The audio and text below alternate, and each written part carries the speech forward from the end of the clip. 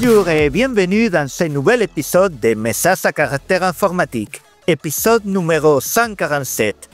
Aujourd'hui, nous sommes le 27 octobre 2025. Je suis Horacio González et aujourd'hui, je suis accompagné de gens merveilleux tels que Yannick Werner. Yannick, oh, il est là! Bonjour à tous. Bonjour, Jean-Philippe Paconier se cache derrière ce robot. Si, il est là. Bonjour tout le monde. Salut. C'est un téléphone, c'est une tablette, c'est un écran télé. Je ne sais pas, mais derrière, il y a Rudy. Rudy, tu es bien là? Oui, je suis là derrière mon magnifique Z Fold 6. Oh là là! Et là, une chaise vide, qui peut se cacher là? Ni plus ni moins que notre responsable de l'international, Erwan. Coucou Erwan! Bonjour à tous. Bon bah, merci d'être là. Aujourd'hui, on fait un Massi à 5. C'est nouveau, c'est chouette. Et on va commencer comme d'habitude par un petit tour de table. Erwan, vu que tu es le dernier arrivé, c'est à toi de commencer. Qui es-tu? Qu'est-ce que tu fais? Raconte-nous. Et où est-ce que tu es aujourd'hui pour donner un peu d'envie à nos auditeurs? Eh ben, moi c'est Erwan, je suis vice-président en charge de la croissance internationale chez Clever et mon rôle c'est tout simplement de créer un pont entre plein de pays amis sur lesquels on va faire du sharing technologique et faire de la co-construction ensemble pour justement porter la techno de Clever au-delà des frontières d'Europe et vu la situation géopolitique actuelle, eh ben l'Europe a un beau rôle à jouer sur le sujet pour justement se faire des copains à l'international dans ce monde qui devient de plus en plus complexe. Voilà. Et actuellement, j'ai le plaisir d'être en Thaïlande, à Bangkok, où précédemment j'étais en Malaisie, à Kuala Lumpur, où j'étais avec Rudy et où on a eu le plaisir de faire les conférences Forkit, qui nous ont permis de rencontrer plein de développeurs et puis échanger sur un peu les besoins de la zone et comprendre le besoin technologique, le besoin de produits qu'on pourrait co-créer ici avec Clever. Conférence Forkit, je note ça pour vous demander après, mais Rudy, vu qu'on t'a spoilé déjà, tu peux nous raconter qui tu es, qu'est-ce que tu fais et pourquoi tu es là à côté d'Erwan? Oui, je peux. Alors, bonjour. Moi, je ne fais pas des aussi belles phrases que le monsieur là avec sa chemise. C'est beau ce que tu dis. Franchement, Merci. Je suis admiratif. Donc moi, je m'appelle Rudy Baer. J'ai plusieurs sociétés, mais j'en ai deux principalement. Baer Studio, historiquement, donc et pour le petit jeu de mots Baer, B-A-E-R. Oh! Je me suis un peu rasé, mais je ressemble un peu à un ours. Certains me disent ça. Donc Baer Studio, qui est une société de services qui a une dizaine d'années maintenant et qui propose de l'expertise principalement UX et front. Principalement JS maintenant, parce qu'on est en train de faire un petit repositionnement. Historiquement, on faisait aussi beaucoup de Java. Et un peu d'Ops, mais l'Ops, justement, c'est moi j'ai envie de dormir la nuit, donc j'utilise Clever depuis très longtemps. Bon, même si je préfère AWS, bien sûr. Bien évidemment. Je hais. Non, pardon, je ne hais pas AWS, mais voilà, et tu as ta facture AWS. On peut en parler, j'ai supprimé mon compte là, il y a quelques semaines. Ah ouais? Ouais, ça fera un sujet, tiens. Et du coup, Forkit, c'est parce que je suis un ancien organisateur de codeurs en scène aussi, peut-être que ça peut parler à quelques personnes. Je pense qu'Horatio, c'est d'ailleurs comme ça, je pense qu'on s'est rencontrés. C'est ça. Et comment dire, et donc j'ai avec deux associés à moi, Yvan, Johan et puis nous aussi, on a monté Forkit, dont le but c'est plutôt de faire des conférences un peu partout dans le monde et de faire des ponts. Tu parlais de ponts, moi aussi je fais ça, de faire des ponts entre les différentes communautés tech existantes, parce que je voyage pas mal aussi et je me suis rendu compte que en fait les communautés tech étaient souvent liées à une techno ou à une zone géographique, et que des fois même dans la même zone géographique t'es pas au courant qu'il y a une grosse communauté PHP parce que tu es un fan de Rust par exemple ou un fan de Java ou peu importe. J'essaie de trigger personne encore. Ça va être compliqué, l'épisode ne fait que démarrer. Je sais. Voilà, donc et puis quand tu es amené à voyager, à déménager ou peu importe, des fois tu galères un peu à trouver les communautés, donc on essaie de faire un peu ce pont-là, et c'est pour ça que j'avais mes slides, parce que en préparant le Forkit Kuala Lumpur, j'ai trouvé parce qu'on me demandait d'expliquer ce que c'était que Forkit. Et alors heureusement qu'un Quentin Adam n'est pas là, parce que quand il lui expliquerait le truc, il te dirait ouais, t'as trouvé un moyen de justifier tes expenses de manière smart pour te payer des vacances un peu partout dans le monde. Peut-être, mais on peut pas mettre ça sur le site internet. Donc il nous faut un truc un peu plus smart. Et donc je suis en train, alors je vais faire la traduction en live aussi parce que je l'avais écrit en anglais, forcément. Je suis en train de construire un réseau de neurones à partir d'humains. Comme ça, peut-être qu'on ne sera pas remplacé par des IA, tu vois. C'est ça de Forkit. Voilà. Et donc, en termes pratiques, tu organises des conférences, tu organises des Yahoo, par exemple, fais-nous rêver. Donc, alors, pour vous faire rêver, on a commencé par Rouen, voilà, donc en Normandie. Faire rêver, je vois bien. Bah, nous avons le Mont-Saint-Michel, je vous rappelle. Donc fake news, c'est à nous, mais bon. On a commencé à Rouen, ensuite, alors en gros, il y a des meet-up et des événements sur une journée. Je vais parler que d'événements d'une journée.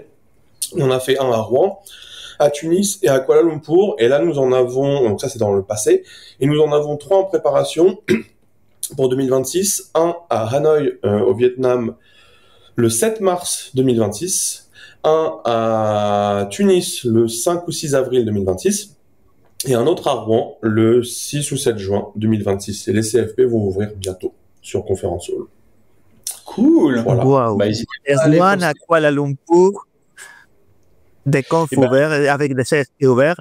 Ouais, foncez. Je pourrais vous expliquer ce que j'ai fait comme présentation. C'était vraiment cool. Voilà. Donc, oui, mais ça après, c'est qu'on va continuer les tours de table. Si on avance, Jean-Philippe, qui tu es? Qu'est-ce que tu fais? Et bien moi, dans la vie, je suis développeur de base Java à Zenica, à Nantes. Alors, un peu moins exotique que la Thaïlande, mais je suis à Nantes. Breton d'origine, donc attention aux revendications qu'on peut faire sur la Bretagne. Et du coup, je suis pas mal actif dans des communautés, notamment côté GitLab. Ça fait quand même pas mal d'années où je suis on appelait la communauté GitLab Heroes, qui a perdu son nom, on est toujours là. Il y a toujours plusieurs personnes en France, en tout cas, à le faire, et pas mal dans le monde. Et aussi côté Google, depuis un an, donc GDE, Google Developer Expert, sur la partie cloud. Et ce temps-ci, je m'amuse un peu avec de l'IA aussi, comme je pense beaucoup d'entre vous. Et d'un point de vue communauté locale, sur Nantes, il y a les Human Talk Nantes que je co-organise depuis 4-5 ans. Et donc voilà, le but c'est d'aider aussi des personnes à faire des talks dans des conférences. Donc on essaie de les accompagner au quotidien. Voilà. Nickel. Et pour finir, Yannick, qui tu es? Qu'est-ce que tu fais? Tu es un habitué de Massy, on dirait. Ouais, c'est assez compliqué de me définir, mais on va dire que je suis principalement un développeur Rust. Et à Clever, je suis dans le métier de Materia. Donc, Materia, c'est notre gamme de bases de données serverless.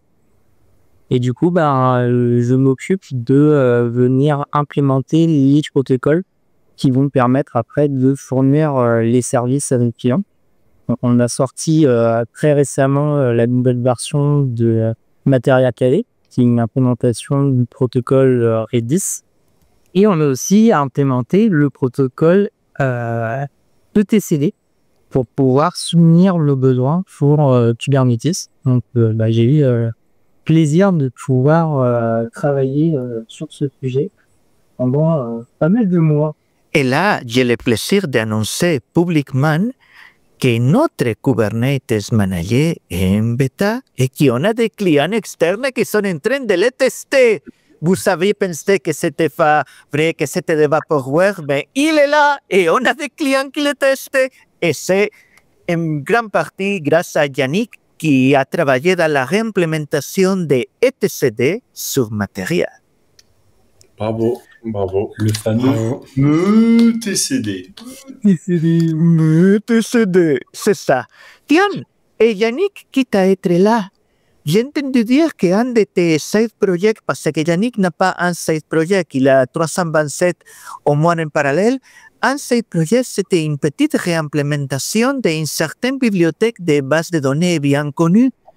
Tu peux nous raconter un petit peu plus sur ce projet-là et ensuite, ça va nous permettre d'enlacer avec la première des news. C'est très amusant d'ailleurs parce que j'avais commencé à faire une réimplémentation d'une base de données SQLite. Donc vraiment, on part d'un Hello World et puis on essaye d'avoir quelque chose qui est capable de gérer des selects, des updates et des deletes. Sauf que, en fait, être tout seul, on s'en est beaucoup plus lent qu'une équipe qui pourrait abattre beaucoup plus de veaux. Et du coup, je me suis fait dépasser par un autre projet qui s'appelle Turso, qui est une réimplémentation du protocole SQLite, mais en utilisant toute la puissance que peut avoir Rust, c'est-à-dire sa capacité à pouvoir faire de l'asynchrone et du multithreading et tout ce qu'il y a besoin pour pouvoir décupler en fait les capacités que peuvent avoir la gestion du SQLite. Mon implémentation à moi est beaucoup plus naïve. Elle est Reno-threadée, elle est simpliste parce que je n'utilise aucune dépendance, donc ça limite un petit peu les capacités du projet. Mais du coup, pour reparler du projet Turso, leur but, c'est d'être capable d'implémenter le protocole SQLite, donc toutes les commandes qu'il peut y avoir, avec un besoin de conformité par rapport à l'implémentation qui est en C. Et si je ne me trompe pas, SQLite, le code il est ouvert, mais toute la suite de tests et tous les protocoles de validation, il n'était pas... C'est un peu comme pour Java, c'est pas ouvert. C'est ça. Et c'est la difficulté à laquelle je me suis heurté quand j'ai commencé à faire ma petite réimplémentation dans mon coin. C'est que je me suis dit, c'est bon, je vais utiliser les jeux de test de SQLite pour pouvoir vérifier ma conformité. Sauf que tout n'existe pas. Il y a des jeux de test qui existent, mais tous les tests un petit peu complexes ne sont pas disponibles dans le RU. Et c'est quoi la raison? On sait? Je saurais pas dire. J'ai pas réussi à avoir cette information-là. Mais en gros, ça veut dire que quand tu veux les réimplémenter, c'est à toi de t'assurer que tu n'oublies pas d'un truc dans un coin. Et en fait, pour faire ça, il faut bien regarder les codes de SQLite parce que la suite de tests intégrale, tu ne l'as pas. Mais tout ça, ils ne se sont pas arrêtés là. Si j'ai bien lu, ils ont ajouté des capacités de vector search, de recherche vectorielle sur SQLite. Oui, parce que comme ils sont capables de maîtriser le modèle de données, ils peuvent en faire tout ce qu'ils veulent avec la base. Et donc, toutes les bases de données qui existent dans l'univers, c'est juste des clés-valeurs. Mais à partir de ce clé-valeur, on peut venir construire de la logique métier. Et entre cette logique métier, on va avoir la possibilité de pouvoir stocker des lecteurs et du coup commencer à faire du stockage pour de l'IA, par exemple. Putain, j'aurais jamais pensé à utiliser du SQLite pour faire du vectoriel. Étant donné que les performances des machines qu'on a aujourd'hui sont, mine de rien, assez énormes, t'as tombé presque sous les sas une fois qu'on te l'a dit, mais j'aurais pas pensé non plus. Ouais, non, là, partout. On le retrouve même dans PostgreSQL, le SQLite. Donc, en vrai... On le retrouve dans PostgreSQL? Raconte, parce que c'est là que loupé. Il y a des petits morceaux où il y a du SQLite qui se ramènent. Ok. Tu dois pouvoir là-dedans, source, si elle est... Si tu es là, je suis preneur. Mais c'est vieux, SQLite, non? C'est vieux, pas tant que ça, non? Je codais à l'époque, ça existait déjà. Oui, parce que moi, je suis développeur à la base aussi, avant de devenir Et du coup, t'es vieux aussi. Un vélan chef d'entreprise, oui. Ouais. Mais ça, non. SQLite a quand même, oui, quelques années déjà. Et le truc, c'est que le fait qu'il soit petit, que tu peux le mettre ça dans un fichier, qu'il y a des implémentations partout, que tu pouvais l'avoir dans tes premières Android, ça fait que c'était une alternative de base de données vraiment sympa, surtout si tu avais des problèmes plus de lecture que d'écriture, parce que l'écriture, jusqu'à maintenant avec Turso qui a des entrées-sorties asynchrones et tout ça, l'écriture, c'était pas tout à fait ça. Par contre, si tu avais une grosse relativement grosse base de données dans ton fichier que tu avais à utiliser dans tes apps, c'était une façon plutôt élégante pour des trucs embedded, des trucs qui n'avaient pas besoin d'accès à Internet et tu n'avais pas besoin de mettre avec ton appli un moteur de base de données complète, tu mettais SQLite et un fichier avec les données. Mais c'était génial, tu pouvais faire des petites applications standalone sur une clé USB. Oui. C'était la vie, ça. Bah, c'est génial, sauf que maintenant, il pourra faire des vecteurs avec aussi. Regarde, moi je l'utilise dans mes petites cartes ESP32 pour être mon buffer MQTT. Comme ça, si la carte elle vient à cracher, elle redémarre, bah, j'ai toujours du SQLite et du coup je vide le buffer et comme ça je perds pas de données. Donc ça marche, tu vois, même sur de l'IoT, c'est très pratique. Sur des microcontrôleurs comme les SP32. Ouais. C'est mon go-to, le SP32. Je vais poser la question parce que je pense qu'il y a forcément un auditeur qui ne sait pas. Bien sûr que moi je le sais. Ça veut dire quoi faire du vectoriel Ah, bien évidemment, mais vu que tu le sais, tu peux nous expliquer. Non, j'en sais foutrement rien en fait. Tu vois les bases de données type Elasticsearch où tu vas stocker plein de documents, plein de morceaux, etc. Ouais. Ça va être ça ton vectoriel. Quand tu vas commencer à vouloir stocker différents types de documents, images, etc. C'est avec ça que tu vas stocker du vectoriel. Modulo, je peux ajouter un peu plus. Après, Yannick va me corriger, d'accord, Yannick? Mais basiquement, tu vas extraire de tes données des features, des caractéristiques qui sont importantes. Et ces caractéristiques-là, tu vas les donner à des valeurs. Par exemple, la caractéristique cheveux, Erwan aurait un maximum de la caractéristique cheveux, moi j'aurais un minimum de la caractéristique cheveux.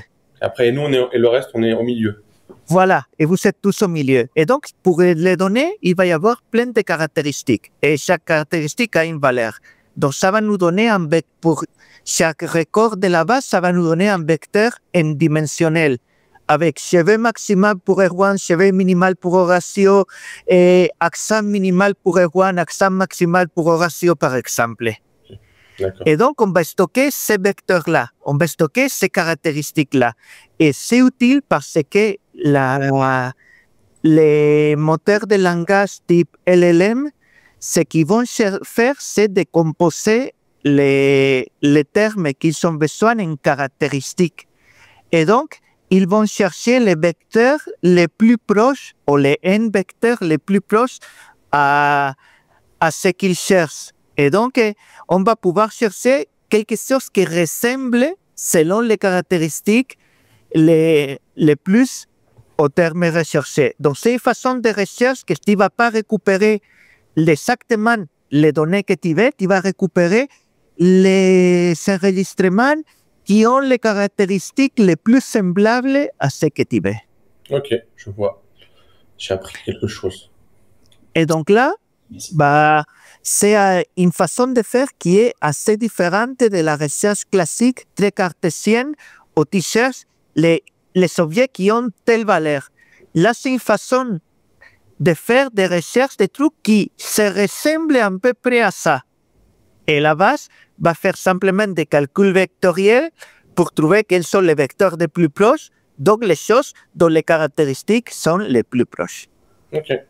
S'il cherche Yannick, il va voir les caractéristiques capillaires plus proches de moi que de Erwan en ce moment, par exemple. Oui, je trouve ça d'ailleurs très drôle de parler de cheveux, que ce soit pour Horacio ou pour... Non, mais ça permet tout de suite de voir les choses. Si vous n'avez pas la vidéo, il y a une belle chevelure énorme, Erwan est complètement rasé. Oui, peut-être c'est exactement ça. Et moi, je fais partie chez Clever du lobby de la dreadlocks.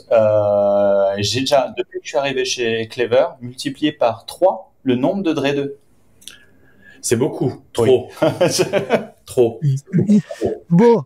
Donc, maintenant qu'on a vu pour SQLite et pour les bases vectorielles, on va chercher d'autres news.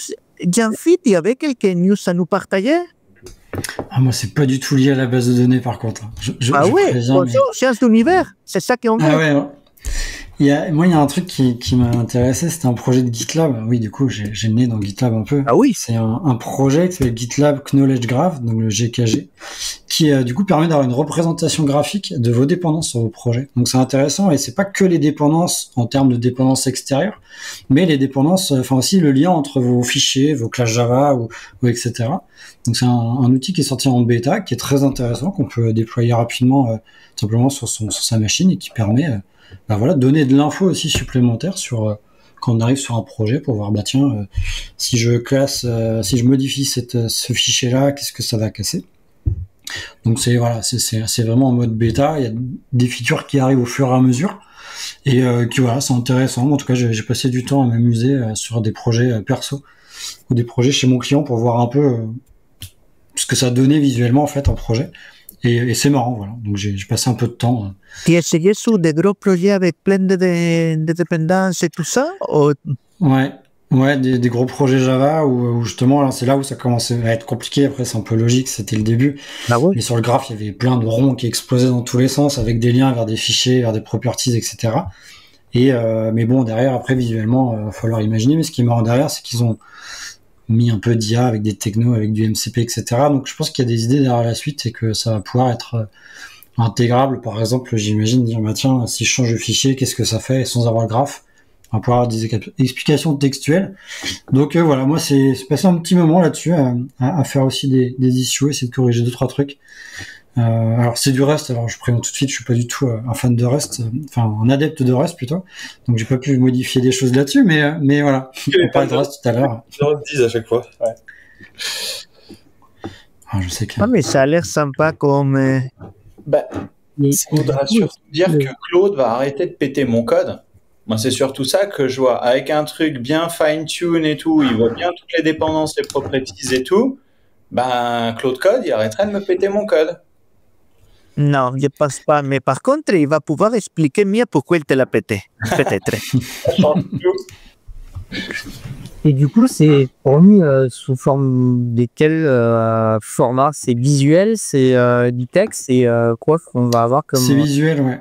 En fait, faut exécuter un petit serveur disponible du coup sur ton poste, qui va scanner un projet ou un ensemble de projets, et en fait graphiquement tu vas avoir une visu par projet, et quand tu sélectionnes un projet, tu vas avoir un ensemble de bulles éclatées qui, avec une légende pour moi assez dingue, qui va te permettre de voir ce que c'est, et chaque bulle derrière tu peux voir si c'est un fichier, si c'est une méthode directement, ce qui va jusqu'à la méthode, différents modules, différentes fonctions, enfin ça dépend du langage que tu es, quoi.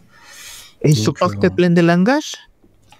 Il supporte pas mal de langages, j'ai plus la liste en tête, mais les classiques entre guillemets de mon écosystème, Java, JS, TypeScript. J'ai même essayé sur du Go, mais c'était pas des gros projets, donc c'était pas très représentatif.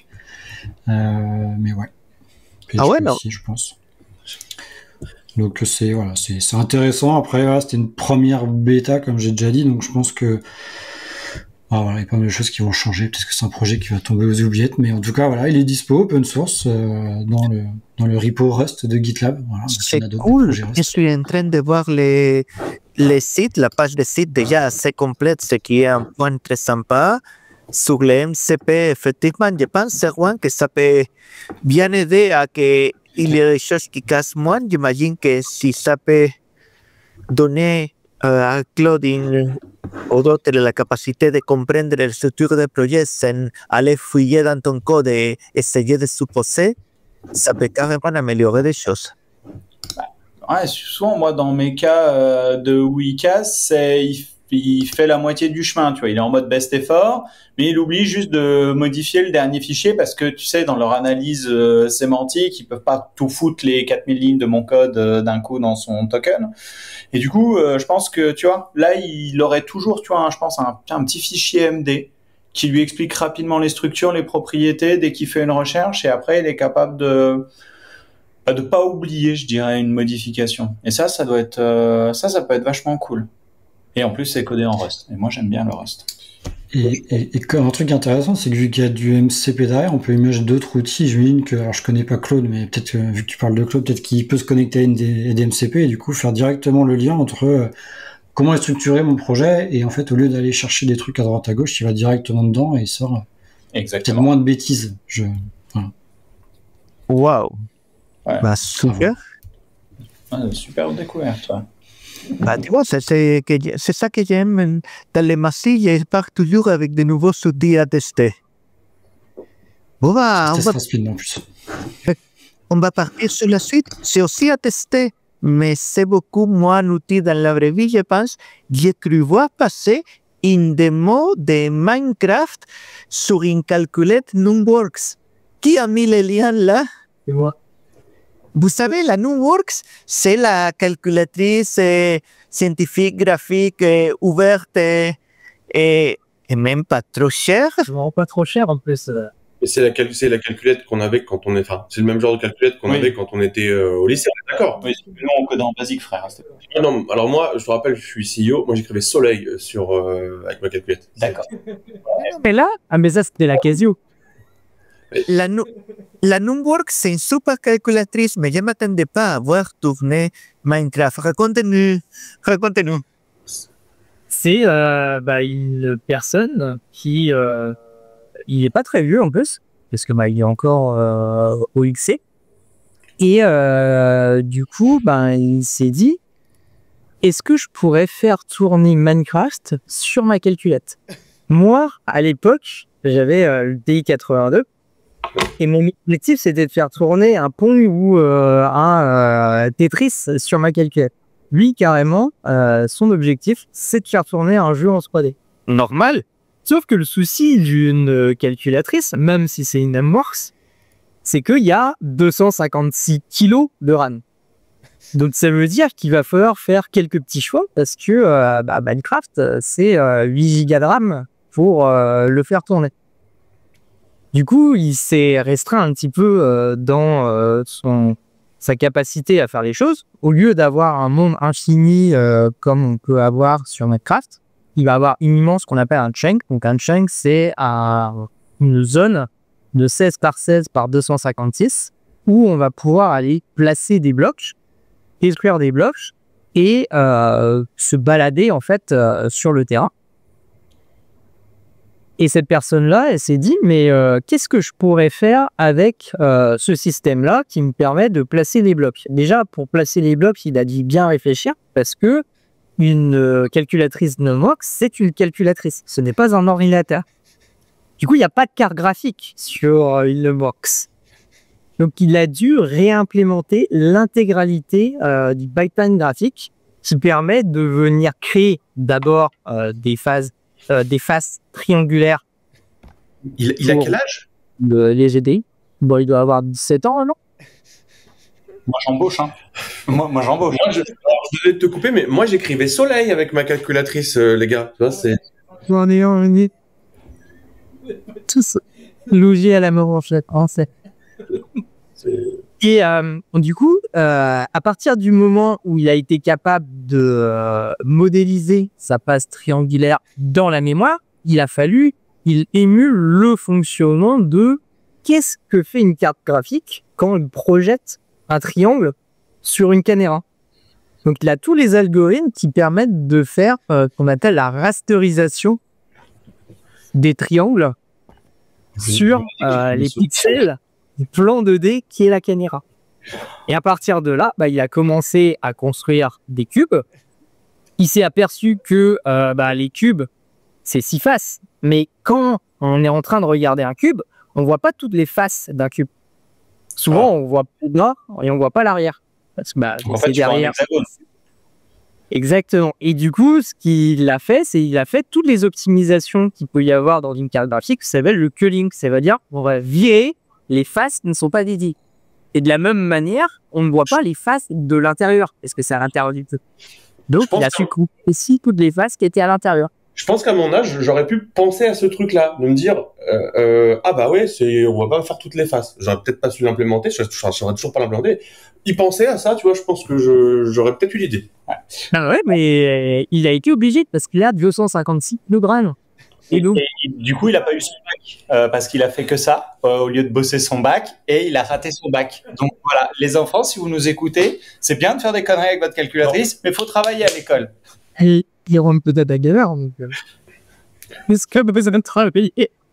Et juste pour les vieux comme moi, je me suis renseigné pour essayer de voir 247, 256 qu'il a, non? 200. 256 kilos, ouais. 256, ça correspond à ce qu'il y avait sur les cartouches de NES en fait. Ouais. À l'époque. Ouais, mais là c'est de la RAM. C'est pas de la mémoire de stockage. C'est vraiment une mémoire pour pouvoir bosser. Sauf qu'une mémoire, ça doit bosser aussi. Du coup, en fait, il n'a pas 256, il en a 100 pour pouvoir faire tout ce qu'il a besoin. En gros, c'est le problème qu'on avait en début des années 80. Mon premier PC, c'était 256 kilos de RAM et il y avait le système d'exploitation qui consommait une bonne partie. Donc, on revient justement au joli type de problème qu'il y avait C'est de la low-tech. Il y a 40 ans. Youpi! Waouh! Ça te force à coder bien. Tu vois ce que je veux te dire? Ça te force à te mettre dans une situation parce que franchement, quand tu codes en Rust et que tu as 8 gigas, franchement, moi j'ai déjà codé des applications qui bouffaient, je pense, 2 à 3 fois plus de RAM qu'elles devraient le faire juste parce que j'ai été un gros feignant. Tu vois ce que je veux dire? Après, si vous voulez optimiser, il paraît que le meilleur langage du monde, c'est OCaml. Mais D'accord. Non, mais toi, ça fait partie de tes trucs de troll que tu as cherché sur Internet. Non, même pas. Celui-là, il est de moi. Mais j'ai ma petite liste. Là, t'aurais un petit peu plus de crédit. Mais il a l'air de bien s'amuser quand même, hein, parce que sur son site internet, il a fait un plugin VS Code pour Casio. Enfin, il a fait pas mal de choses. Hein. Mais c'est pas fini encore son histoire, parce que dans Minecraft, on spawn dans un monde, le monde se génère de manière aléatoire. Ouais. Du coup, pour ça, il a dû réimplémenter les algorithmes de génération aléatoire du monde. Donc il a un système qui lui permet de pouvoir placer une espèce de colline de plaine avec des arbres. Et il a continué dans son petit truc en se disant « Ouais, mais maintenant que j'ai un monde, j'ai envie de pouvoir jouer dedans. » Donc il a une caméra qui est capable d'aller placer des blocs, détruire des blocs. Moi, j'ai galéré à installer Minecraft sous Windows la dernière fois. D'accord. Il fallait le coder. Mais il est doux, ce gamin. Je sais pas du tout. J'ai vu ça. C'était une vidéo YouTube qui est passée dans mon film. Et du coup, j'ai vu qu'il avait un GitHub. Et en allant creuser dedans, je me suis aperçu en plus que le code, moi je pensais que ça allait être de l'assembleur. Donc à l'époque, quand je faisais de la TI 82, il y avait deux moyens de coder la TI 82.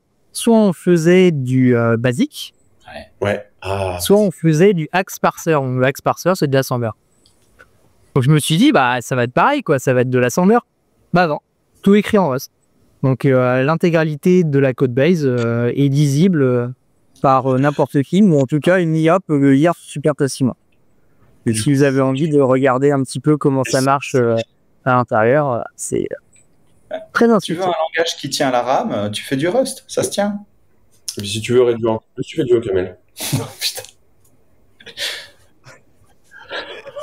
J'ai soupçonné Rudy d'avoir préparé un bingo avant l'épisode pour devoir les sortir tous. C'est pire, c'est que en fait, j'ai demandé à ChatGPT, j'ai envoyé un message, je lui ai dit je suis invité au podcast Massy de Clever Cloud, etc. Qu'est-ce que je pourrais dire pour paraître intelligent, s'il te plaît? Et c'était pas dans la liste OCaml, je tiens à le dire. Bon, nickel. Alors, qui veut piocher dans notre liste de news et choisir un autre, s'il vous plaît? Eh ben, est-ce que je vous parlerai pas de cette histoire de lit et de connexion domotique qui se sont perdus en plein milieu de la nuit? Erwan et la domotique, bien entendu. Raconte. Comme beaucoup l'ont vécu ou vu, malheureusement, AWS East One, c'était celui qui a craché malheureusement, je crois, suite à une erreur de DNS ou un truc comme ça, si je me souviens bien ce que j'ai eu. Moi, j'ai pas eu de problème parce que je suis chez Clever. Merci. Ouais, merci. De l'autre côté, comme je disais à Erwan, je suis très compatissant parce que ça prouve une fois de plus que il n'y a pas un provider magique qui n'a jamais de faute et à un moment donné, on peut tous tomber. Par contre, si je me souviens de ton histoire de lit, c'est pas tomber tout à fait, c'est être éjecté. Raconte-nous s'il te plaît. Alors du coup, il y a une marque de lit, des lits qui coûtent entre 2500 et 3500 $, qui ont un default mode, c'est-à-dire que quand ils sont plus connectés au serveur d'AWS, parce que tu comprends, pourquoi pas faire une boucle locale en Bluetooth entre ton lit et ton téléphone? Non, il faut que ça passe par AWS ou par n'importe quel autre cloud provider. Mais du coup, celui-là, il est tombé en panne, ce qui arrive à n'importe qui, bien évidemment. Mais du coup, le lit s'est passé en mode default et quand il est en mode default, il se range à la verticale. Et donc, du coup, les gens se sont retrouvés à 3 heures du matin à être délicatement éjectés de leur lit. Alors, ça a donné le droit à des histoires assez drôles sur Reddit, sur Twitter. Le PDG a présenté ses excuses, expliquant qu'ils allaient repatcher le firmware pour mieux refaire le default mode. Mais surtout, et c'est ça moi qui m'a intéressé sur cet article-là, c'était que le PDG s'est dit, en fait, effectivement, n'importe qui peut tomber en panne.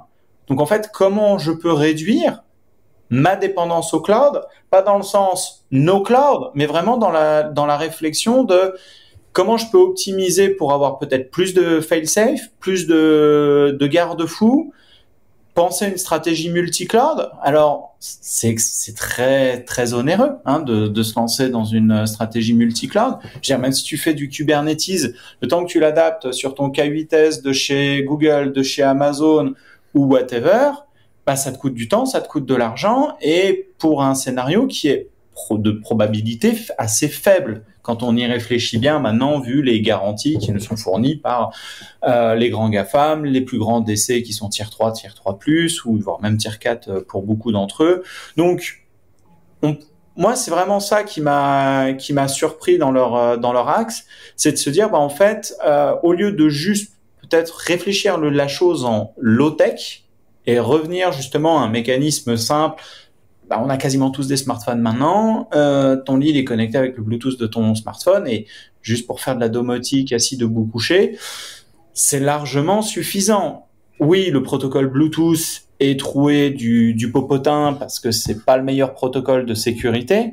Encore une fois, est-ce que sur 50 mètres de captation Bluetooth, tu as la capacité de faire pardon, excuse-moi, j'ai un message qui me dit qu'il n'a plus de RAM, mon PC. C'est un Mac, je crois. Oui, mais un PC. Il va pouvoir aller sur Mac encore, Erwan. Mais non, j'ai pas râlé. J'ai juste dit que là, il a encore planté, ça m'énerve. Et enfin bon, bref, tout ça pour dire qu'au lieu de réfléchir à un truc simple, et pas simpliste, mais plus simple, on en revient à du coup dire, ok, le cloud fail. Take it down on the cloud, quoi. Allez, on fait x2, on fait x3 s'il faut, et comme ça, il y aura plus de problème. Et ça fait quand même réfléchir parce que tu dis, est-ce qu'on a vraiment besoin d'aller jusque-là en termes de ressources, en termes de conception, d'architecture, même cloud, de se dire, en fait, on va faire du multi-cloud juste pour être sûr que les gens à 3 heures du matin sont pas réveillés si des fois il y a un DNS qui déconne. Et je veux dire, ça fait quoi? Les gens, ils perdent leur accès à Internet et il se passe quoi? Ils peuvent plus utiliser leur lit? Enfin, voilà. C'était ma réflexion du jour. C'est marrant parce que j'ai une réflexion, t'as une réflexion très cloud. Moi, j'ai une réflexion beaucoup plus basique et expérience utilisateur, parce que c'est mon domaine, et puis frapper les développeurs aussi. Là, pour le coup, je veux bien qu'AWS ce soit le mal, etc. Mais là, c'est pas de la faute d'AWS, c'est de la faute du développeur qui s'est dit, tiens, je vais mettre le default mode comme ça. Il s'est pas dit, tiens, si un jour ça retombe en default mode et qu'il y a des gens dedans, ça va se refermer, tu vois. Oui, non, mais c'est totalement ça. Moi, avant de changer de cloud ou je ne sais quoi pour faire en sorte que ça n'arrive plus, j'expliquerai à mon développeur, je mettrai le développeur dans le lit en default mode. Est-ce que les personnes sont toujours bloquées dans les lits parce que non. Un peu de temps. Non, les gens sont tombés de leur lit ou se sont retrouvés dans une position assise. Ça dépendait des modèles et des trucs. Mais en gros, des gens qui n'ont pas pu dormir de la nuit parce que la panne a duré assez longtemps. Mais parce qu'après, tu peux pas remettre ton lit correct. T'as pas de mode manuel. Ah ouais, ça par contre, c'est con ça. Ah non, t'as pas de mode manuel. Donc il y a des gens qui disent, j'en ai cassé le bouton à force d'essayer d'appuyer sur le truc. Encore une fois, expérience utilisateur et se poser des questions sur les scénars, les tests, etc. Ah ouais, non mais. T'as son numéro que je lui vende de la presta. Non mais il a fait un truc. T'inquiète down. C'est comme les portails de garage qui étaient électriques et qui n'avaient pas de mode manuel, donc une panne de courant et le portail était bloqué. C'est exactement la même chose. Il y avait déjà eu ça, des cas avec des portes aussi, des portes de maison. Une porte connectée, Ouais. Toujours enchaîné. Mais ça n'allait plus loin l'année dernière avec une des grosses tempêtes et Kiran, ou je ne sais pas laquelle c'était. J'ai eu des potes que la maison, ils avaient fait de la domotique sans mode manuel. Ils se sont retrouvés enfermés dans la maison avec la porte, les garages, les volets, tout fermé sans électricité. Bah, c'est un peu compliqué, en effet, si tu n'as pas un mode manuel dans ce moment-là, oui. Mais c'est exactement ça. Et c'était le sujet d'ailleurs de mon talk au Forkit là qu'on a fait à Kuala Lumpur. C'était de dire aux gens, moi chez moi j'ai un serveur, j'héberge plus de 21 stacks pour 200 microservices, mais du coup tout chez moi est géré de l'intérieur, ce qui fait que même si tant que j'ai de l'électricité, là j'ai pas besoin d'internet, tant que j'ai de l'électricité, toute ma domotique est fonctionnelle. Tu n'as pas l'électricité, qu'est-ce qu'il se passe Anton chez toi, par curiosité? Eh ben, tout a une autre fonction analogique. Donc, si des fois je perds l'électricité, j'ai le fail-safe que j'appelle chez moi le Wife Accepted Factor, le WAF, qui est que si des fois je suis à l'international, que la maison plante et que ma femme ne peut pas allumer une lumière, je peux vous garantir qu'il vaut mieux que je reste à l'international. Tu vois, voilà. SOS homme battu si tu m'écoutes et voilà le truc. Mais non, il faut réfléchir. Et ça m'a fait rigoler parce qu'il y a un mec qui est venu me voir juste après le talk qui me dit mais vous avez pas honte de travailler pour une société de cloud et promote l'auto-hébergement et le self-hosting? Je fais non. Bah non. C'est complètement. C'est totalement cohérent. Le cloud ne reste que l'ordinateur de quelqu'un d'autre, même si chez Clever, on a des valeurs, on a la RGPD et on a tout plein de garde-fous qui nous permettent de garantir la protection et l'anonymisation des données chez nos clients. Est-ce que j'ai besoin de faire tourner des services personnels de mes données, de mes photos de gamins sur le cloud de quelqu'un d'autre, sur l'ordinateur de quelqu'un d'autre? Non. Et par contre, je suis une grande entreprise et je dois adresser plusieurs clients, plusieurs situations complexes. Oui, là, le cloud, il a son intérêt. Et là, à la fin de l'histoire, le seul client, c'est moi. Donc, est-ce que oui, je peux être tolérant à la panne? Oui. Est-ce que je peux accepter la panne? Bah oui aussi. Parce qu'à chaque fois, rien n'est bloquant. Et surtout, je suis sûr de où est ma donnée. Et si je peux ajouter quelque chose, avoir ces serveurs en Europe, c'est aussi avoir un interlocuteur humain, une latence réduite et une meilleure conformité RGPD. Merci ChatGPT. Oui. Tu as vraiment bien bossé ton massif, frère. Franchement, Mais là, l'assistant, il marche bien. Bon, je vais passer donc à la news suivante. Et maintenant, c'est le moment qui fait peur. On parle toujours des failles de sécurité. Et ces dernières semaines, j'ai beaucoup entendu parler d'un Tarmageddon. Oui, Tarmageddon, oui. C'est comme Armageddon, mais avec un T devant. Ah. Et c'est le genre de truc où si tu rentres pas la bonne commande tard, une bombe explose, tu vois, c'est le genre de truc. Presque. Qui veut nous parler? Je veux bien. Alors, parlez-nous de Mais la boîte qui fait peur de Tarmageddon. Il y a une histoire qui est un peu complexe parce que il y a un enchaînement de plusieurs événements qui amènent à ce problème. C'est normal, c'est toujours la théorie des suraccidents. Au tout début, il y a une bibliothèque un petit peu insignifiante qui s'appelle Asyntar en Rust, qui a été fait par une personne. Et cette personne s'est désintéressée du projet. Du coup, il y a eu une deuxième bibliothèque qui a été créée en fork de la première, qui s'appelle Tokyotar. Tokyotar a été lui aussi non maintenu. Donc, il a été reforké. Sauf que le souci, c'est qu'il y a une petite faille de sécurité, toute petite, qui existe à l'intérieur de l'implémentation originelle qui a été forkée 2 fois déjà, qui consiste à, lorsque vous êtes en train de faire du untar sur un fichier, normalement, il doit y avoir un fichier de header qui dit qu'est-ce qu'il faut faire pour untar le fichier. Sauf qu'il y a un petit truc dans l'implémentation qui fait que le header est pas bien lu. Et donc, si une personne a un peu intelligente s'amuse à mettre ETC password dans le header du tar que vous êtes en train d'essayer de lancer en route, bah en fait, la personne, elle a accès au ETC password et du coup peut venir extraire les mots de passe et faire du RCE après sur votre serveur. On dirait une histoire de librairie JavaScript, en fait, ça. Un petit peu, ouais.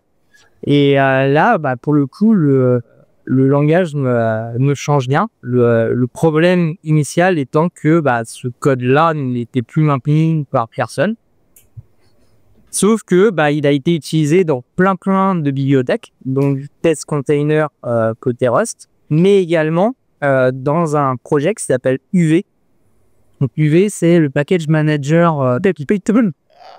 Ils avaient leur propre fork qui était Astral à Scimitar, si je me rappelle bien du nom. Il a eu 3 ou 4 noms de toute façon, ce truc-là.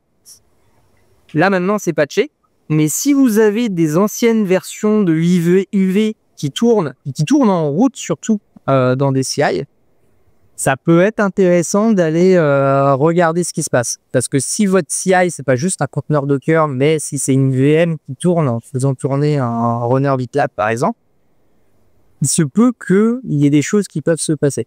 Ça demande beaucoup d'éléments, mais ça a quand même été classé comme une sévérité 8.1 dans les CVE. C'est pas quelque chose qui est anodin. J'ai essayé de vulgariser au maximum parce qu'en vrai, on pourrait faire 50 minutes sur les pourquoi du comment de Chronom. C'est marrant parce que j'ai l'impression, alors je vais prendre un peu de recul, mais j'ai l'impression qu'on arrive dans une étape de l'industrie où en fait il y a des trucs où les gens sont morts en fait presque littéralement, et c'est un peu comme les comptes Facebook des gens morts, et surtout avec les mêmes problématiques. C'est comment t'as la famille qui est là à côté, bah il faudrait le désactiver mais on peut pas. Ça va être marrant l'informatique dans les prochaines décennies. Et là c'est pire, si la personne qui avait un problème faisait un enfant, et l'enfant il a le même problème, et puis cet enfant il fait un autre problème, et tu t'as oublié en fait qu'il y avait un problème à l'origine. Ça me paraît que ça remet aussi les doigts On parlera plus sur tard. les problèmes de maintainers de open source, que tôt ou tard, bah, il passe à une autre chose, et on a construit des industries qui volent des milliards sur des projets pas maintenus. Moi, c'est les XKCD classiques qu'on connaît tous avec la petite bibliothèque en bas, mais toute notre industrie est comme ça depuis des années, quoi. Ouais, mais c'est ce qui me remontait, de voir 2 forks de projets. Je me dis, mais pourquoi autant de forks? Est-ce qu'ils ont essayé de récupérer le projet ou de contribuer? Parce que là, le patch il est appliqué, mais sur quel projet du coup? Sur ce forké ou... Ils n'ont pas utilisé Asimtar et Tokyotar parce qu'il y a vraiment plus personne là. Mais comme je te dis, c'est la paire génétique qui a été propagée dans les projets suivants, donc UV. De toute façon, ce qu'il faut, c'est utiliser WinRAR et t'as pas de problème. Non, mais là, ce qui est malheureux, c'est que si tu veux, c'est une faille qui est involontaire, dans le sens que on a juste traîné un boulet mort depuis des années et on s'en est pas aperçu. Une sorte de zéro day à l'ancienne. Le problème, c'est quand il y a des gens qui arrêtent de maintenir. C'était ce qui s'était passé l'année dernière avec la faille SSH. Je sais plus comment elle s'appelait celle-là. Pareil.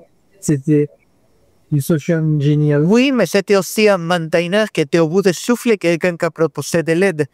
À la base, c'est souvent, la plupart des failles, ça me part de la base de que les maintainers open source, dans un monde où tout le monde utilise le software, mais personne ne pense même à le dire merci, je ne parle même pas de payer des sous, ce type de problème, il peut que se multiplier à l'infini.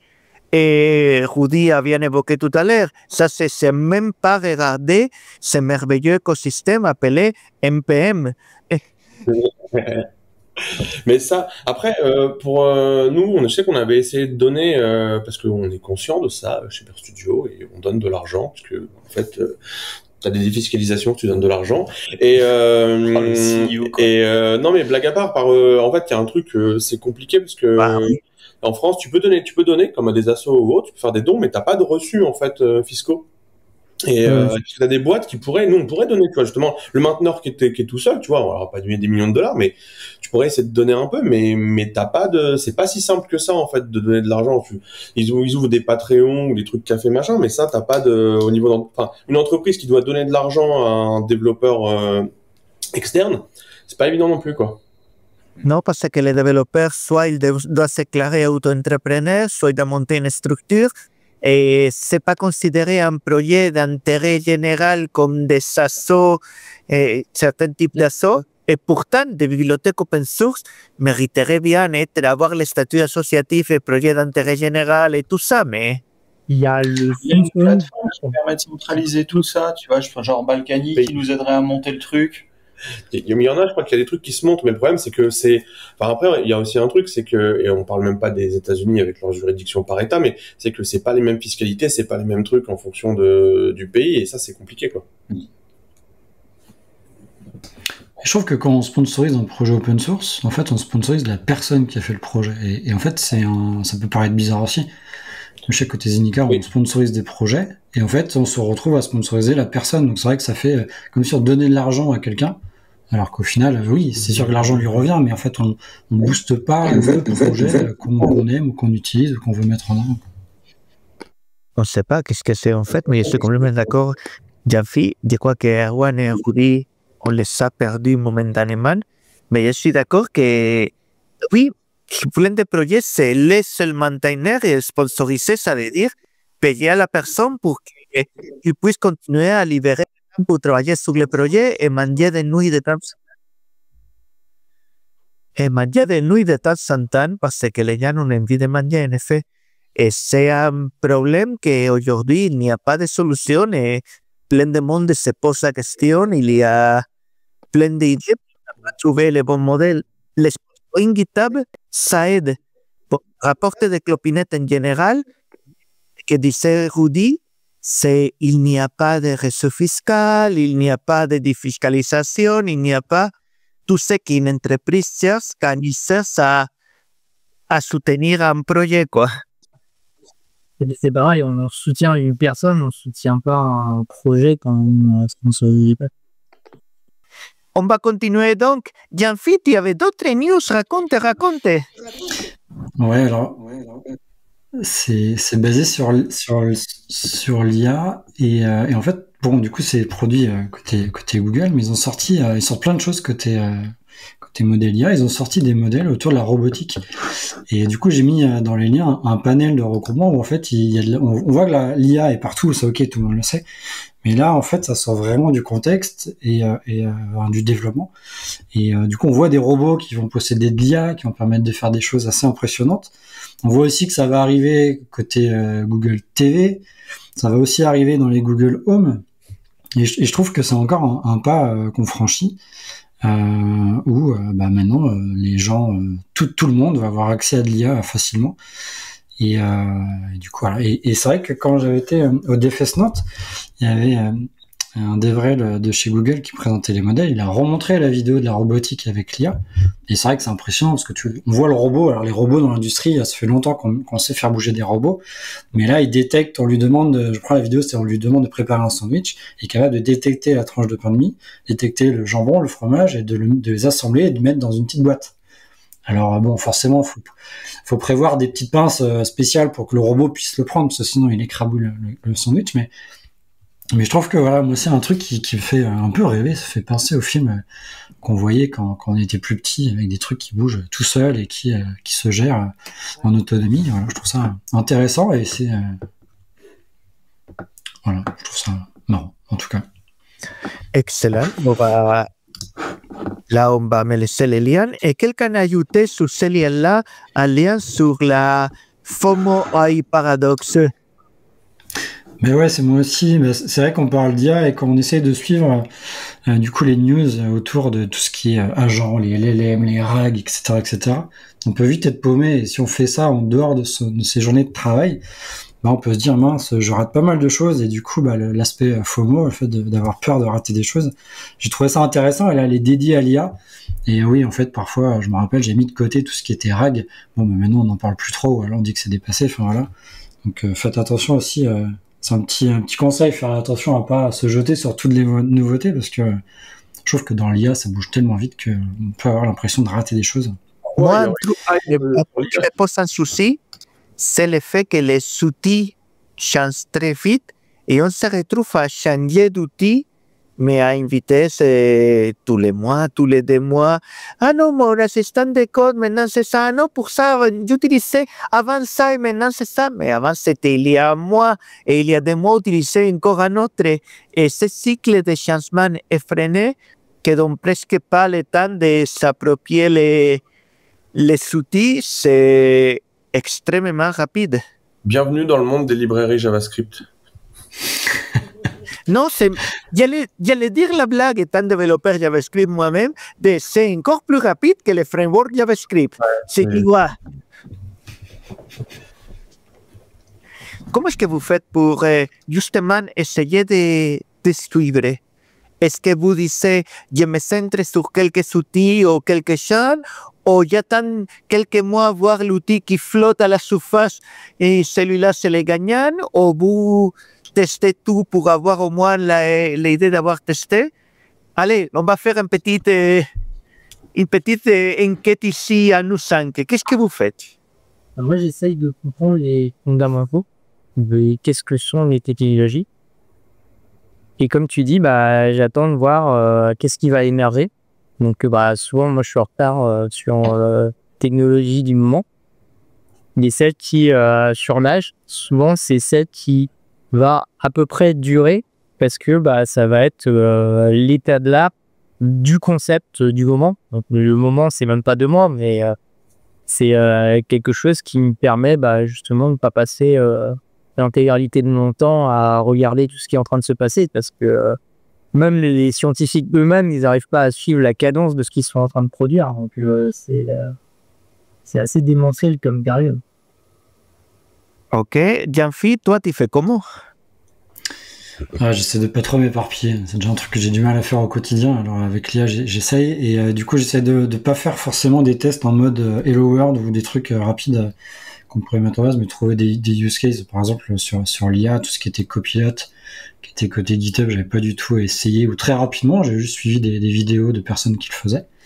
Et après, derrière, pour vraiment moi me donner mon propre avis, du coup, je suis parti sur les solutions GitLab faisaient. Oui, forcément, je suis un pied dedans, donc c'était facile. Et là, je vois que dans ma mission actuelle, on avait une volonté de tester tout ce qui était Gemini. Du coup, là, je suis rentré plus dedans. Et comme on a un besoin aussi côté Zenica, parce qu'on fait un podcast, qu'on aime bien faire de la transcription un peu de manière automatique, et c'était notre use case qui nous sert à tester pas mal de choses, pas mal de technologies. Donc je reste quand même focus dans des choses qui me servent au quotidien pour des vrais projets, entre guillemets. Nickel. Et toi, Rudy? Attends, c'est mon moment, je vais pouvoir être condescendant, ça va être génial. Il faut pas que ton Mac qui crache, là, je vais pouvoir, parce que moi, moi, je trouve que les développeurs, vous prenez le problème à l'envers, en fait. Vous essayez avec l'IA, la plupart, de générer du code, etc. C'est-à-dire que vous prenez la partie où vous êtes bon, et vous dites, tiens, la partie où vous avez de la valeur ajoutée, vous dites, tiens, je vais faire en sorte que ce soit un truc automatisé qui est pas fini, qui va le faire pour moi, et je comprends pas ce qu'il fait. Donc moi, j'utilise l'IA à l'inverse, c'est sur les parties où, alors, bon, moi, je suis pas bon en code, mais je m'étais dit justement, parce que je vous ai dit que j'étais CEO, que j'écrivais Soleil sur la calculatrice quand j'étais gamin. En fait, moi, blague à part, forcément, j'ai plus le temps de coder. Je me suis dit justement, avec l'IA, je vais pouvoir coder, parce que quand t'as pas beaucoup de temps, t'as la flemme. Déjà que je lisais pas la doc à l'époque où je codais, c'est pas pour maintenant lire la doc alors que j'ai pas de temps. Et donc, je m'étais dit, je vais pouvoir, ça va pouvoir m'aider. Et donc je me suis dit, je vais me faire un petit projet, mais pareil, pas sur un Hello World, je vais me faire un petit use case, et puis je vais pouvoir coder des trucs. Et en fait, j'en suis même pas arrivé au code, dans le sens où j'ai commencé par déjà essayer de prototyper mon truc. Donc j'ai fait joujou avec du Lovable, parce que j'avais vu on m'entend toujours, hein, c'est bon. J'avais vu un prospect qui m'avait montré ce qu'ils avaient fait, un mec du métier dans l'assurance. Il avait fait des dashboards de ouf. D'ailleurs, il sera peut-être là demain, je crois. Il avait fait des dashboards de ouf, et ça, pour le métier, c'était vachement cool. Je me dis, c'est génial, tu peux faire vraiment des trucs poussés. Bon, comme j'ai la patience d'une huître qui n'a pas de patience. Ça m'a vite saoulé. Donc j'ai fait un truc. Alors c'est vachement génial pour te faire une première projection de ok, mon truc il ressemblerait à ça, mais après c'est chiant. Donc après du coup j'ai demandé à mon équipe ou à des stagiaires de me faire les maquettes eux-mêmes parce que ça va plus vite de demander à un être humain qui sait faire. Et j'ai pas été jusqu'au code. Par contre, là où je l'ai utilisé, c'est pour tout ce qui est spécification, notamment créer des issues, parce que pareil, avant l'IA, quand je créais des issues, c'était par exemple, je suis un bon CEO, CTO, c'est-à-dire 3 mots dans l'issue, et puis je me dis, Ça marche, ça. voilà. Non, mais c'est des fonctions, c'est pas des bugs, c'est des issues c'est des features, c'est des fonctionnalités à développer. Donc je veux ça. Ça devrait marcher. Voilà. Et en fait, là, pour ça, c'est hyper génial parce que je lui ai posé des questions. Je savais pas ce que je voulais vraiment. Pareil sur l'IA, je savais même pas ce que c'était réellement. Parce que je me suis dit, bah tiens, je vais prendre mon projet, je vais prendre comme c'est de l'IA et que maintenant dans le cloud va y avoir, en fait, tous les cloud providers et j'ai prévu d'aller tester Clever vont tous me dire, on est IA compatible machin. Je me dis tiens, je vais aller voir ce que ça donne et je voudrais mettre un projet avec plein d'IA. Donc je lui dis, bah l'IA, ce que je vais faire. Il y avait un truc qui s'appelait AlphaGo. Je vais essayer de faire tourner des trucs de Katago sur ça, puis je vais rajouter un LLM, etc. Sauf que pour moi, tout était de l'IA. Et en fait, ChatGPT m'a expliqué tous ces trucs-là. Donc, c'est génial pour comprendre les concepts parce que le développeur, très souvent, alors bon, vous êtes plutôt bon, je pense, mais il y a beaucoup de développeurs qui n'ont aucune idée de ce qu'ils font quand ils commencent et même quand ils développent. Et je trouve que vraiment pour t'expliquer des concepts que tu maîtrises pas, il est bon. Pour documenter, écrire des trucs que tu vas avoir la flemme de faire, il est bon. Et pour l'instant, j'en suis pas arrivé au code. Donc du coup, j'ai pas besoin de tout ça. C'est un long monologue pour dire que j'ai pas trop la problématique de changer d'outil puisque en vrai, GPT sur ça, il fait largement le taf. Et quand t'as un doute, tu revérifies avec un autre LM, petite Perplexity pour être sûr qu'il t'a pas dit des conneries, mais j'ai pas de mon côté, j'ai pas le problème de la hype et des nouveaux outils qui sortent tout le temps. Mais je vous regarde, vous changez à chaque fois, c'est très rigolo vu de l'extérieur. Ouais. En fait, je pense que je ne change pas tellement comparé avec d'autres équipes comme la team marketing qui me sort un super outil incroyable par semaine. Mais bon, et toi, Erwan, alors? Moi, c'est surtout toujours le besoin qui drive la recherche de l'outil, tu vois. Et à la fin, moi, ce que je veux, c'est trouver des pépites d'or. Donc, il me faut la meilleure pioche. Tu vois ce que je veux dire? Et sur l'IA, en fait, oui, des fois, j'ai raté des trucs avec des fois des 3 mois, 6 mois de trucs. Là, récemment, pour la domotique de la maison, j'ai trouvé un serveur MCP pour Grossi, cet ERP qui me permet de gérer automatiquement les commandes de course. Et j'ai trouvé un serveur MCP pour ça qui a été codé il y a 6 mois sur GitLab. J'y ai pas pensé avant, j'avais pas fait la recherche, mais un jour je me suis dit tiens, pourquoi pas? Et j'ai fait la recherche, ça existait. Donc c'est toujours un peu comme ça parce que moi c'est ce que je dis toujours, de la technologie, ça restera toujours de la technologie. Et il y a 10 ans, on te disait les gars, faut faire du VMware. Ou il y a 20 ans, on disait de faire du VMware. Il y a 10 ans, on disait de faire du Docker. Maintenant, on dit de faire du Kubernetes. Dans 15 ans, on te demandera de chanter du cloud avec un cul de poulet sur la tête. Enfin, j'en sais rien, tu vois. On t'a dit de faire des NFT aussi. On t'a dit de faire du NFT, mais fallait pas le faire. Et tu vois ce que je veux dire? Là, pour moi, c'est toujours revenir aux fondamentaux qui sont se dire quel est mon besoin, qu'est-ce que je veux faire et quelle est la meilleure pioche pour me permettre de creuser ma pépite d'or. Et oui, peut-être que dans 10 ans, il faudra se reposer de la question de est-ce qu'on peut pas passer au tractopelle?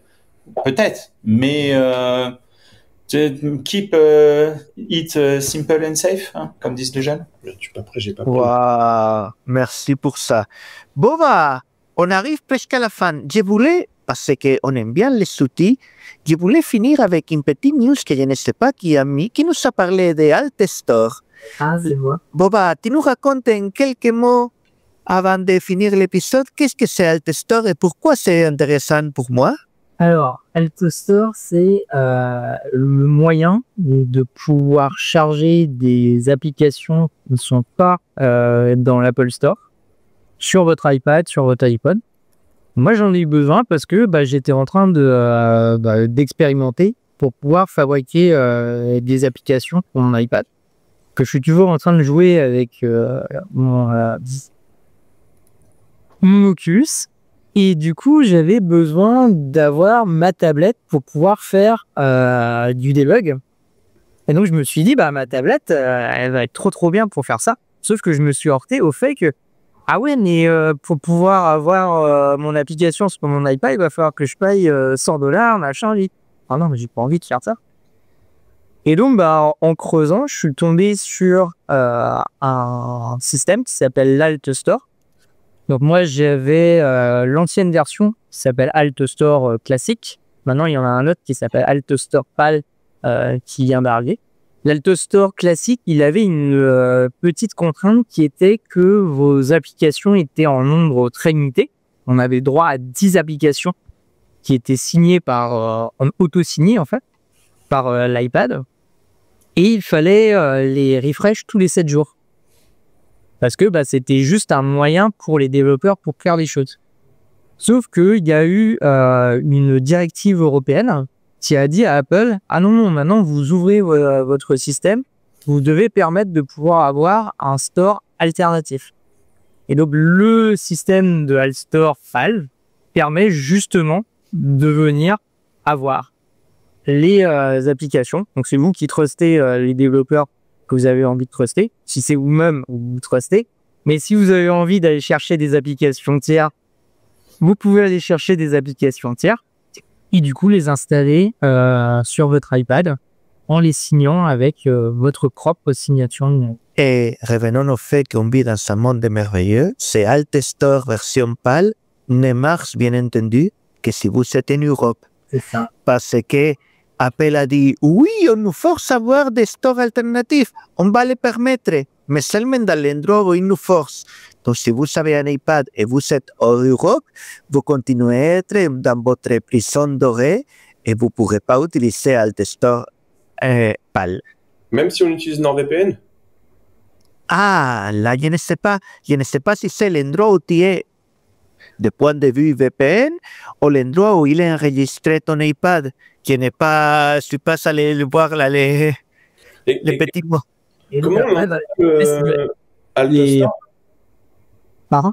Comment on l'installe AltStore? Bah, c'est une application que tu vas aller chercher sur un GitHub. De toute façon, tu as le lien dans les documents, on les aura dans la description. C'est un lien qui permet d'aller télécharger une application qui va être sur soit un Windows, soit un Mac.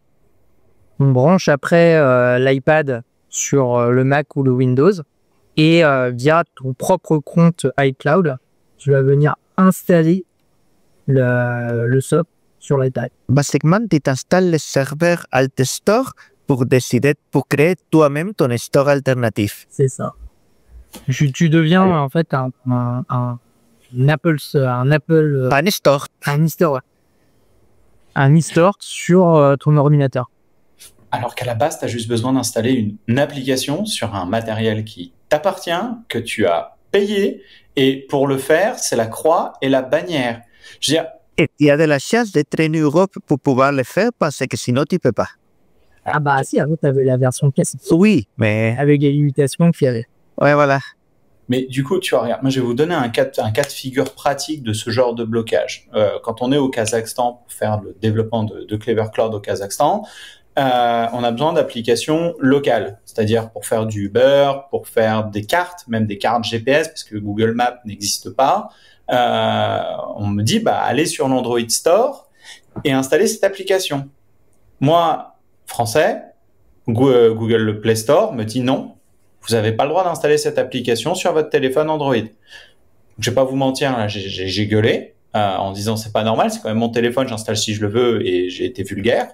Alors, j'ai été vulgaire que sur mon téléphone, donc ça n'a rien changé. Après, j'ai tapé le nom de l'application Download APK, j'ai trouvé mon putain d'APK, je l'ai téléchargé, je l'ai installé, j'ai accepté le Tu risque. sais que le download APK va être supprimé dans les 9 mois à venir. Et considère que c'est une faille de sécurité, donc sur Android, tu ne pourras plus installer des APK. Fais gaffe, Même si tu as un firmware. C'était simplement pour te dire qu'Android se rapproche de plus en plus de son copain Apple sur ce côté-là. Et du coup, il aura les mêmes obligations d'ouvrir ses stores. Les mêmes AltStore en Europe. Non, mais Et on est d'accord que ce matériel, il nous appartient. Je veux dire, je vais prendre un exemple con, mais si je veux chez moi me foutre les doigts dans la prise pour me coiffer le matin, c'est débile, mais je peux le faire. Parce que c'est chez moi, et puis si je suis con, je suis con. Tu vois ce que je veux dire? J'accepte le risque d'être con. Mais là, mon téléphone, je l'ai acheté. C'est mon matériel. Je suis même pas sûr que tu as le droit de le faire. Si t'es locataire, je pense que tu peux te faire virer. Et normalement, dans ton installation, tu dois mettre des disjoncteurs pour être sûr que même si tu es bête et tu mets les doigts dans la prise, tu te frises pas les cheveux, tes dreads sont pas faits à l'électricité, tu n'arriveras pas à me convaincre. Non mais on est quand même d'accord. Enfin, en fait, c'est ça moi qui m'exaspère sur cette tendance d'internet, c'est qu'avant un film, t'achetais le DVD, tu le possédais. Maintenant, tu le loues en permanence à Netflix. Tu aimais un album de musique, tu l'achetais. Maintenant, tu le loues en permanence à Spotify. Le jour où ces gens décident que non, tu n'as plus le droit de regarder ce film, tu n'as pas le droit de regarder cette musique. Bref, je me buguais, mais c'est pas grave, on se comprend. Pour moi, il y a un vrai problème. Et je vais peut-être passer pour un vieux con React, et j'assume d'être un vieux con React. Mais bordel, enfin, Internet, ça a été créé par nous, pour nous. Faut pas l'oublier. Ok, que des sociétés capitalistes en ont pris et ont permis de son développement, l'explosion des bulles, etc., bulles de l'IA, bulles du web 2.0, je veux bien. Mais à la fin, c'est quand même nous l'utilisateur, c'est quand même nous le client, c'est quand même nous qui payons. Je veux dire, c'est comme le scandale du plug HDMI où tous les ans on change la norme HDMI parce que tu comprends, il y a des gens qui piratent, donc c'est normal qu'on change la norme HDMI pour vous forcer à racheter un téléviseur. C'est peut-être que moi qui est en train de s'énerver comme un fou sur le sujet. Tu vois le verre à moitié vide. En fait, moi, je le vois à moitié plein. Regarde, avant, à ton époque où tu as acheté ton DVD, tu n'avais qu'un seul DVD de tes films, de tes documentaires préférés. Maintenant, tu as des sites avec un accès gratuit, plein de documentaires que tu adores, tu vois. C'est... Moi, il y a encore d'autres trucs sympas. Tout à l'heure, Rudy parlait on arrive à l'époque dans laquelle les geeks devenons vieux. Qu'est-ce qu'il se passe avec ta super bibliothèque de Kindle ou ton super bibliothèque Steam ou tes playlists Spotify les jours où tu décèdes? Tout ça disparaît comme des larmes dans la pluie ou quelque chose comme ça, quoi. Oui, les 250 jeux qu'on n'a jamais ouverts. Après, les données sur un disque dur et les données sur un CD, c'est pareil. Je crois que ça, même sur les cassettes, enfin, les pistes, elles disparaissent au bout d'un moment si tu les utilises pas. Donc, les DVD, la Warner a pourri 200 millions de DVD parce que les clés de CRC n'étaient plus valables à partir de 2025. Non, moi je te parle pas de validité. Je te parle vraiment d'usure en fait. De base, en fait, t'as quand même. Mais t'as le droit à la copie privée en France. On paye des taxes. Mais non, mais je veux dire, tu peux avoir tous tes DVD de l'époque, enfin, ou même tes cassettes, en fait, en faisant rien, même si t'as tous les droits dessus, avec le temps, ça disparaît. Ouais, je suis d'accord avec toi. C'est. Oui, matériellement, ça disparaît, mais ça disparaît pas parce que quelqu'un l'a décidé. C'est l'entropie, tu vois. Je veux bien pâter une colère contre l'entropie qui m'énerve aussi. Ça, voilà. Dans ce podcast, on respecte l'entropie, mais c'est... Tu luttes contre le réchauffement climatique anthropique. Exactement. Non, mais voilà, je suis désolé, on déborde sur le podcast. Je sais qu'il y a des gens qui font beaucoup de sport et qui doivent m'entendre rager. Ça va vous aider à courir plus vite. Mais moi, je pense qu'il y a une vraie question à se poser, quoi. Mais c'est peut-être mon côté hippie révolutionnaire. Mais tu nous as posé la question, mais on n'a pas la réponse. Bon, Altestor, en tout cas, c'est un début de réponse pour les cas des applications iPhone. En tout cas, pour Android, moi, c'est rigolo. Parce que ça permet justement de ne pas avoir à jailbreak l'iPad pour pouvoir installer les applications. Ça, je ne veux pas faire. Tu ne dois pas forcer le matériel que tu as déjà acheté et qui t'appartient, mais que si tu ne le forces pas, tu n'as pas le droit de... Oh, bref, on ne va pas relancer One encore. Si je mets une pièce dans la machine, on est là jusqu'à demain. Non, mais Yannick, juste pour dire un petit truc, Yannick, en fait, je pense que c'est juste que en vrai, t'es un mauvais développeur. Si t'es un bon développeur, tu aurais utilisé une Numworks pour faire ton débugage. Et là, t'aurais pas eu de problème. J'avoue. La prochaine fois. Un petit peu. Oui, voilà. Podcast. Et donc, et pour finir, la tradition, c'est la tradition. On a des invités externes aujourd'hui. Chacun de vous doit nous fournir une musique de fan. Donc, qu'est-ce que Jean-Philippe, Rudy, qu'est-ce que vous écoutez en ce moment-là qui vous traîne dans les oreilles et qui vous fait danser ou qui vous reste dans la tête? Sur quoi? Qu'est-ce que vous voulez recommander comme musique à nos auditeurs? Je vais pousser la Alors, moi, c'est pas un truc que j'écoute, mais du coup, quand même un groupe breton de Mad Mata. Et vous êtes à Brest, et voilà, je pense à cette chanson tout de suite. Brest de Mad Mata. Parfait. J'ai tellement de trucs qui me viennent. Moi, souvent, ce que j'écoute, c'est Mon petit lapin a bien du chagrin. Je peux vous... Saute, c'est génial. Ouais. Mais non, sinon, hors troll et hors musique taille, parce que je saurais pas vous l'écrire, le prononcer, ni quoi que ce soit, parce que mon fils adore la musique taille aussi. Et j'ai pas parlé de mon fils en 1 heure, c'est quand même un progrès. Non, moi, j'écoute, c'est de l'électro, ça s'appelle Kohan. Voilà, Si vous pouvez nous coller les liens dans les documents, on les fera profiter à tout le monde de cette recommandation musicale. En tout cas, Rudy, Jean-Philippe, Yannick, Erwan, merci d'avoir été là. C'était un vrai plaisir comme toujours. J'espère vous revoir tous les 4 dans de futurs matchs, bien entendu. Et à très bientôt. Merci. Au revoir. Sans nuance de gris commence, c'est toujours égal à elle-même.